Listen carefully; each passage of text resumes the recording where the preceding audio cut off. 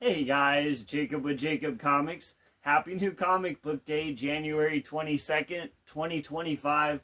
I hope all you guys found all your books in your cubby, on the new comic book shop wall, or mailed to you. However you guys get your books, I hope you found all the books you're looking for this week. I know I did here in the loud, mysterious black bag. I got 3 books this week. It was kind of a lighter week for me, but they're a lot of the heavy hitters. I've already read them. We'll do spoiler-free reviews. As usual, put them all in an order of least favorite to favorite. And we'll start off with my third least favorite or third favorite, however you want to look at it.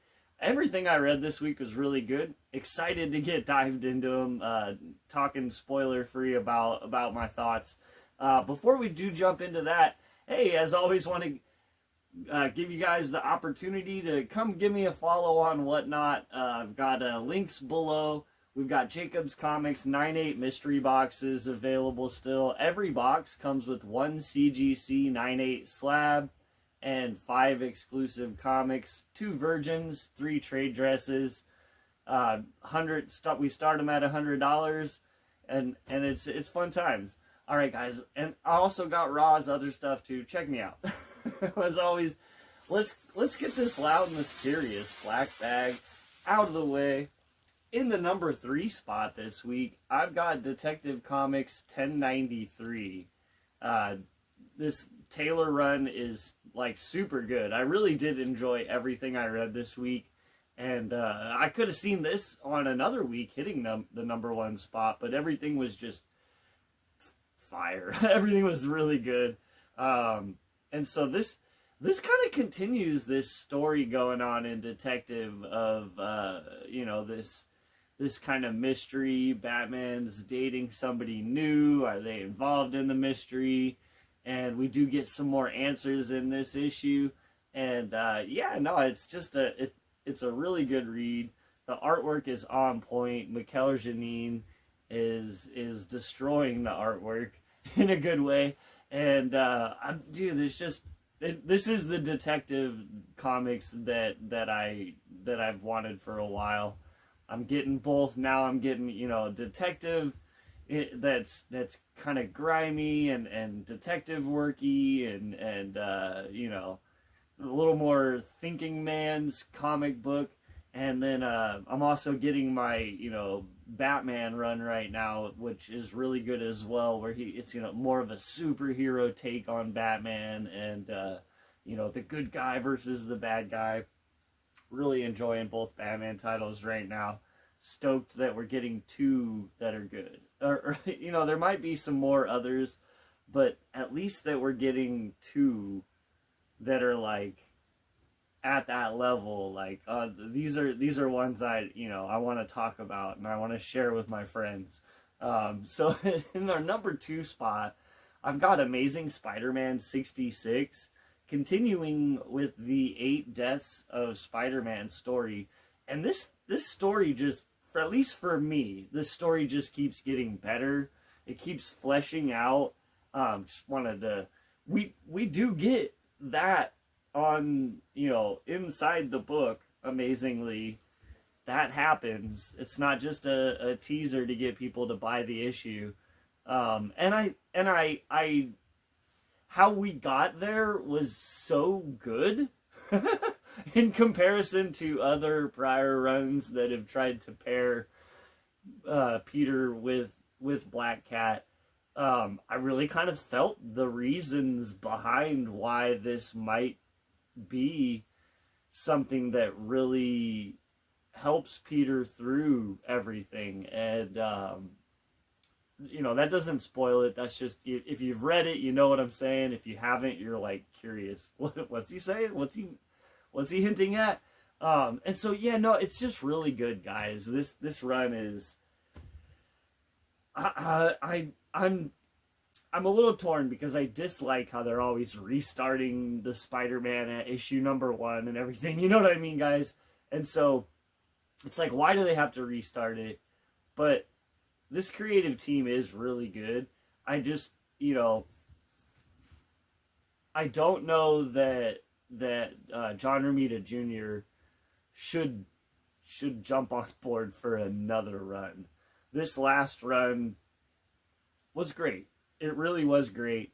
But having some other people do some issues of Spider-Man with this new writer, I don't know if I'm really looking forward to John Romita Jr. coming back to the title, because there's his storytelling at this point works really good for certain stories, but I would say that for this particular story, there are a lot of intricate detail work that's being done that is expanding upon the story, and I don't know that that's something that we would expect from him on this run. And I hate saying that, because I love John Romita Jr.'s work, and there's many things that he's done that I'm truly a fan of, right? But I also am a fan of other artists, and maybe even a little bit more of a fan of some of the super intricate, highly detailed work of someone who's just cutting their teeth. And sometimes that's when you get a new artist that's kind of pouring their heart out, and that's kind of what I felt with this particular issue. I don't think that I'd ever heard of Ricardo before, but spot on, bro. Your art was awesome in this issue. It was so well defined, and the characters, I knew who I was looking at. Yeah. Anyways, let's move on. It was a good issue this week, and I'm looking forward to how this all pans out, right? And in my number one spot, again, just one of the best X-Men titles in probably a decade, guys.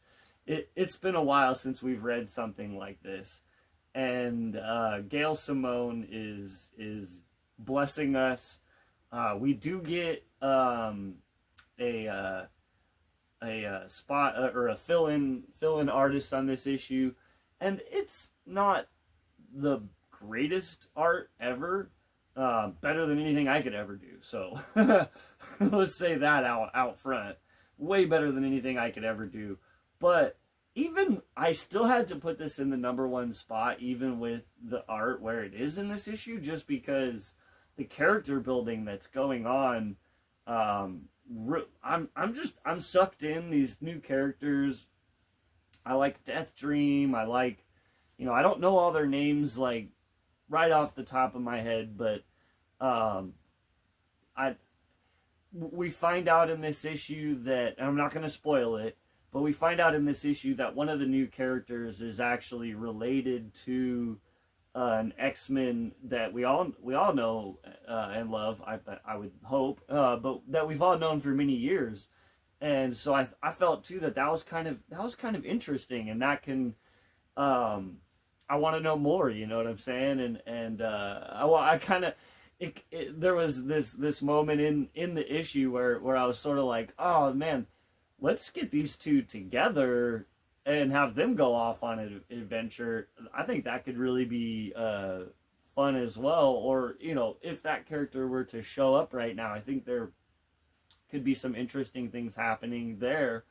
And that character instantly became way more interesting to me because of that connection that he has with the X team, and now I want to know, how, and that's one of the things that we haven't got yet out of this is we don't really have the full origin stories for all these characters yet.